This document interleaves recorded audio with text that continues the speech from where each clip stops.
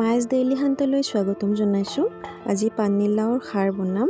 ইয়াৰ কাৰণে প্ৰথম কেৰাহীটোত তেল গৰম কৰি তাত জলকীয়া দি ল'লোঁ। তাৰপিছত কাটি থোৱা আমাৰ পানীলাওখিনি দিলোঁ। সেইখিনি ভালকৈ ফ্ৰাই কৰি লওঁ আৰু এইখিনি কেতিয়া ভালকৈ ফ্ৰাই কৰি লওঁ,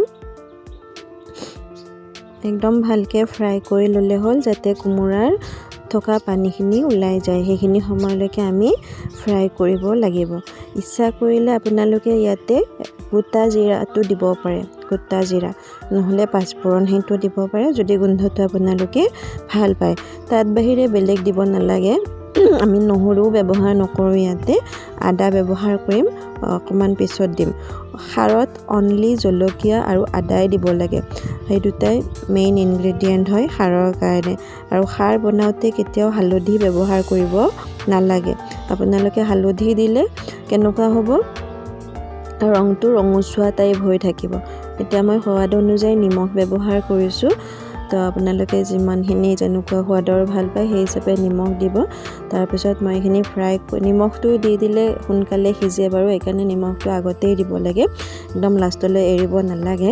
তো এতিয়া চাওক, মানে পানী ওলাবলৈ আৰম্ভ হৈছে আমাৰ। আৰু এয়া আমাৰ ঘৰত বনোৱা কলাখাৰ হয়, কলগছৰ পুৰি বনোৱা খাৰ। মই কেতিয়াবা পাৰিলে কলাখাৰ বনোৱা পদ্ধতিটো আপলোড কৰিম বাৰু। এয়া মোৰ ভাজি একদম পানীলাওৰ পানী ওলাই গৈছে আৰু খাৰটো একদম কমপ্লিট তেতিয়া হোৱা বুলি ধৰিম যেতিয়া পানীখিনি শুকাই যাব মানে।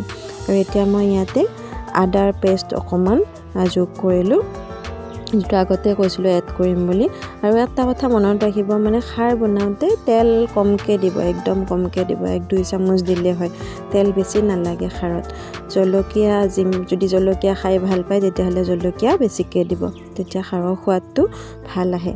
এয়া খাৰ বনি প্ৰায় হৈছে, ৰেডি হৈছে আমাৰ। এয়া ফাইনেল ষ্টেজ, আৰু 2 লাৰমান দিলে আমাৰ হৈ যাব। অকণমান পানীটো শুকাওক। বনাওঁতে অকণমান সময় লাগে বাৰু, কাৰণ সিজি একদম হেৰি হৈ গ'লে ভাল লাগে খাৰটো।